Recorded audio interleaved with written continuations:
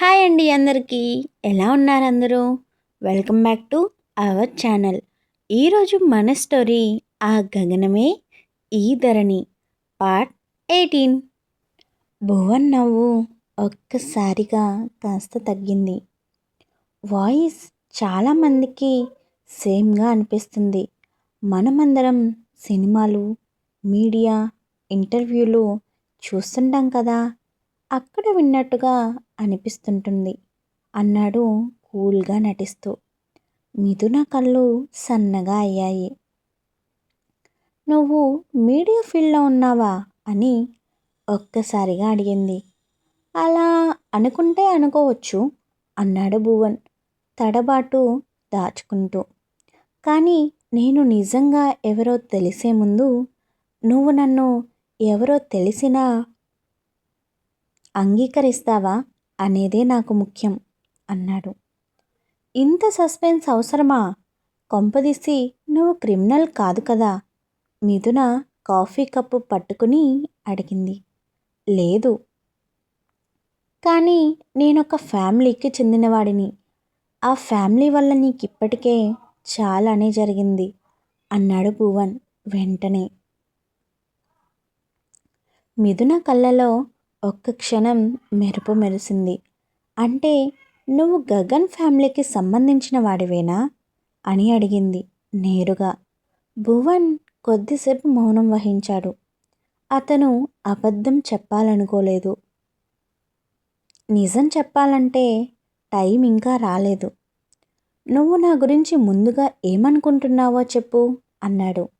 మిథున కాసేపు అతన్ని గమనించి, నువ్వు నన్ను జడ్జ్ చేయడం లేదు, సింపతి చూపించడం లేదు, నువ్వు నన్ను గెలుచుకోవాలని ప్రయత్నించడం లేదు కూడా. ఇది నాకు కొత్తగా ఉంది అంది మిథున. అది మంచిదా అడిగాడు భువన్. తెలియదు అంది ఆమె నిజాయితీగా. కానీ నాకిప్పుడే ప్రేమలో పడే మూడ్ లేదు.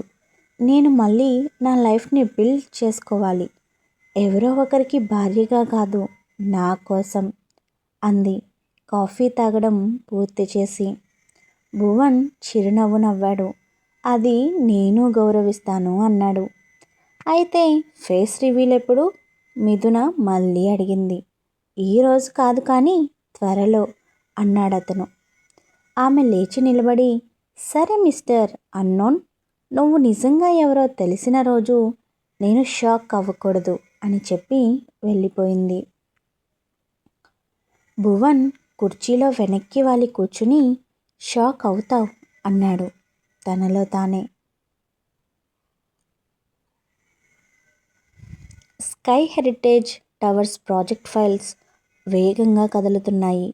షెల్ కంపెనీ నుంచి వచ్చిన 20% ఇన్వెస్ట్మెంట్ డాక్యుమెంట్స్ లీగల్ టీం చేతిలో ఉన్నాయి. ధరణి తన క్యాబిన్లో ఫైల్ చదువుతోంది. కొత్త ఎండీగా ఆమె ప్రతి సిగ్నేచర్ ముందు 2 సార్లు ఆలోచిస్తుంది. గగన్ లోపలికి వచ్చాడు. ఏదైనా డౌట్ అంటూ. ఈ ఇన్వెస్టర్ బ్యాక్గ్రౌండ్ క్లియర్గా లేదు అంది ధరణి. పేపర్ మీద అన్నీ క్లీన్గా ఉన్నాయి, కానీ ఏదో మిస్ అవుతున్నట్టు అనిపిస్తుంది. గగన్ కుర్చీలో కూర్చున్నాడు. నాకు కూడా అదే ఫీలింగ్ అంటూ. కానీ బోర్డ్ మొత్తం సపోర్ట్ చేసింది, మనం ఓవర్ రూల్ చేయలేం. అదే ప్రాబ్లం అంది ఆమె నెమ్మదిగా. నేను ఎండీ అయినా కంట్రోల్ నా చేతిలో లేదు.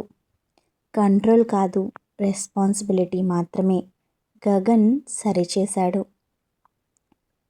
ఆమె అతన్ని చూస్తూ, ఇది ఫెయిల్ అయితే నన్నే బ్లేమ్ చేస్తారు అంది. మనిద్దరిని అన్నాడు అతను.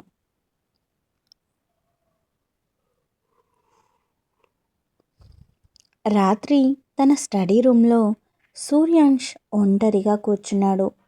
ఆనంద్ చెప్పిన మాటలు అతని తలలో తిరుగుతున్నాయి. ప్రాజెక్ట్ ఫెయిల్ అయితే ధరణి మీద బోర్డ్ నమ్మకం కోల్పోతుంది. అతనికి గగన్ మీద కోపం ఉంది, కానీ కంపెనీ మీద ప్రేమ కూడా ఉంది. ఇది వ్యక్తిగతం కాదు, ఇది ప్రొఫెషనల్ కరెక్షన్ అనుకున్నాడు తనలో తానే. అతను వెంటనే లీగల్ అడ్వైజర్కి కాల్ చేశాడు.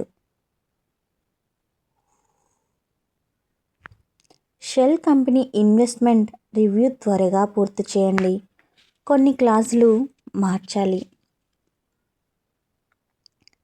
అదే సమయంలో ఆనంద్ తన ఆఫీస్లో అజయ్తో ప్లాన్ ఫైనలైజ్ చేస్తున్నాడు. మొదటి దెబ్బ ఫైనాన్స్ డిపార్ట్మెంట్లో పడాలి అన్నాడు ఆనంద్. ఫండ్స్ ఫ్లో స్లో చేయాలి, డిలేలు క్రియేట్ చేయాలి. సార్, కిషోర్ రెడీగా ఉన్నాడు అన్నాడు అజయ్. తనకి ప్రమోషన్ ప్రామిస్ చేస్తే ఏదైనా చేస్తాడు. ఆనంద్ చిరునవ్వు నవ్వాడు. మానవ బలహీనత అసంతృప్తి, అదే మన ఆయుధం. ధరణి బాల్కనీలో నిలబడి పౌర్ణమి కావడంతో అందంగా వెలిగిపోతున్న చంద్రుడిని చూస్తూ ఉంది. దూరంగా నగర లైట్లు మెరుస్తున్నాయి. గగన్ వెనుక నుంచి వచ్చి ఆమె నడుముని పట్టుకుని ఏం ఆలోచిస్తున్నావు అన్నాడు. అతను అలా పట్టుకున్నందుకు ఇంతకు ముందైతే కోపం వచ్చేది, కానీ ఇప్పుడు అతని స్పర్శని మనసారా ఫీల్ అవుతుంది. అంతగా తనని ప్రేమించిన గగన్ తన ప్రేమని ఎందుకు టెస్ట్ చేశాడో రీజన్ తెలుసుకోవాలి అని గగన్ ఫ్రెండ్స్ని కాంటాక్ట్ అవ్వడానికి ట్రై చేస్తుంది. గగన్ చెప్పినట్టు అది ఆనంద్ కుట్ర, లేదంటే ఇంకేదైనా రీజన్ ఉందా అని తెలుసుకుని గగన్కి దగ్గర అవ్వాలి అని ధరణి అనుకుంటుంది. ఏయ్, ఏంటి నా నడుము మీద చేయి వేశావ్ అంది ధరణి లేని కోపాన్ని నటిస్తూ.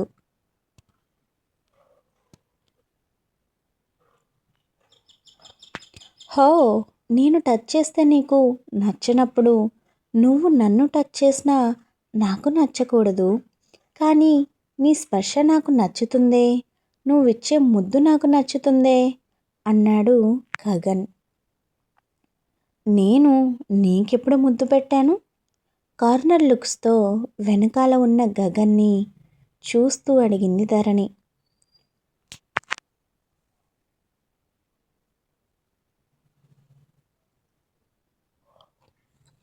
గగన్ ధరణికి ఇంకాస్త దగ్గరగా వచ్చి అతని 2 చేతులతో ఆమె నడుముని పట్టుకుని ఆమె మెడ వంపుల్లో అతని తలని ఆనించి అతని వెచ్చని ఊపిరిని ఆమె చెవిపై మెల్లగా ఊదుతూ, నువ్వు నన్ను కిస్ చేయలేదా అన్నాడు కోల్డ్ వాయిస్లో. ఖచ్చితంగా నువ్వు మన్మధుడి ముని మనవడివి అయ్యుంటావు, అందుకే ఆడవాళ్ళ వీక్ పాయింట్ భలే కనిపెట్టేశావు అనుకుంటూ అతని ఊపిరి తాకిడికి పెదవి దాటి మాట బయటకు రాను అని మారం చేస్తుంటే అతి కష్టం మీద గొంతు కూడా తీసుకుని లేదు అంది తడబడుతూ. ఆమె చెవి దగ్గరగా అతని మొహాన్ని తీసుకెళ్ళి, మిస్సెస్ గగన్, నిద్రపోయేటప్పుడే కాదు, మెలకువగా ఉన్నప్పుడు కూడా నువ్వు నన్ను కిస్ చేయొచ్చు అని ధరణి చెవిలో గుసగుసగా అంటుంటే, అయ్యో దొరికిపోయాను అనుకుంటూ అతని చేతుల్ని ఫాస్ట్గా తన నడుము నుంచి విడిపించి, నాకు నిద్ర వస్తుంది, గుడ్ నైట్ అంటూ వడివడిగా బెడ్ మీద పడుకొని ఫుల్ బాడీని దుప్పట్లో చుట్టేసి పెరుగుతున్న గుండె వేగాన్ని పట్టించుకోకుండా కళ్ళు మూసుకుంది ధరణి. హేయ్ ధరణి అని లోపలికి వెళ్ళబోయిన గగన్ భువన్ నుంచి కాల్ రావడంతో మాట్లాడుతూ ఉన్నాడు. గగన్ కాల్ మాట్లాడి లోపలికి వచ్చేసరికి ధరణి నిద్రపోతుండడంతో ప్లెజెంట్ స్మైల్ చేస్తూ తను కూడా పడుకున్నాడు గగన్.